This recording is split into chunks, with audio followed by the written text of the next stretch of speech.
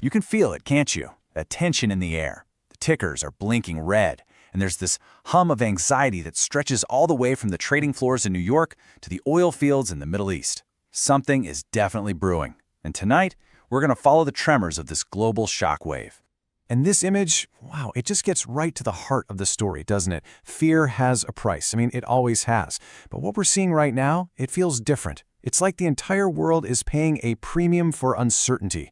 And that cost, well, it's going up, fast. So first up, let's take a fever reading for the whole planet.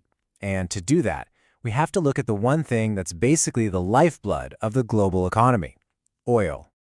Okay, so for the second day in a row, oil has closed above $100 a barrel. Now listen, that's not just a number. It's a huge psychological barrier. It's a critical threshold that screams instability in the global system. It's a signal to everyone, investors, governments, you and me, that the ground beneath our feet is shifting. But why? What's actually causing this? Let's zoom in on the epicenters and see what's going on. We're looking at a bunch of global events all hitting at once. It's kind of like a perfect storm of triggers, sending these shockwaves right through the markets.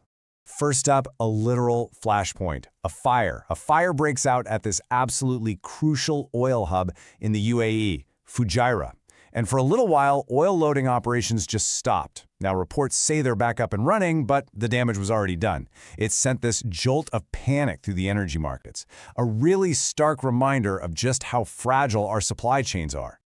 Okay, at the very same time, geopolitical tensions are just ratcheting up.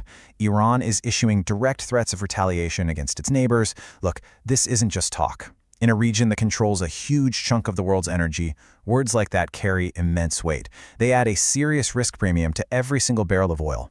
And, as if all that wasn't enough, we look over to East Asia. North Korea launches a volley, 10 ballistic missiles. And they do it right in the middle of joint military exercises between the U.S. and South Korea. I mean, it's a totally deliberate, provocative act that just adds another layer of instability to an already shaky world.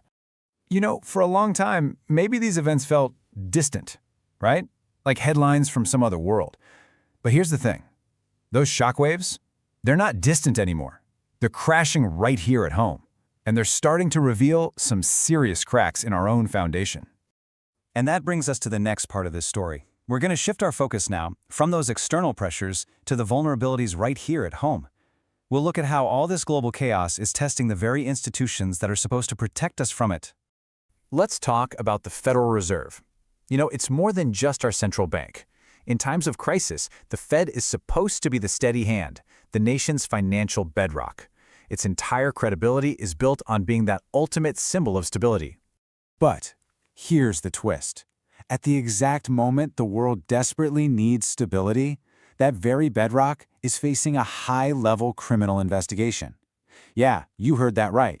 The institution we all turn to for calm is itself right in the middle of a storm. So what's happening is the Department of Justice is actively pursuing a criminal probe, and it's targeting the head of the Fed himself, Jerome Powell. Now, a judge has blocked subpoenas for his testimony, but the DOJ is not backing down. They are appealing that decision. This is, it's a pretty unprecedented clash between two of the most powerful institutions in the country. So let's step back and connect these dots. We've got chaos happening all over the world and, at the same time, a crisis of confidence in a core institution right here at home. So what happens when those two forces collide? This really lays it all out, doesn't it? The global shocks, the surging energy prices from conflict, the supply chain problems, they are feeding directly into these domestic fractures. The investigation into the Fed, that erodes trust. It magnifies all the economic uncertainty at the absolute worst possible time. The weakness abroad is basically exposing a weakness at home. And if you're sitting there wondering, okay, but how does this actually affect me? Well, here it is. Plain and simple, from an economist.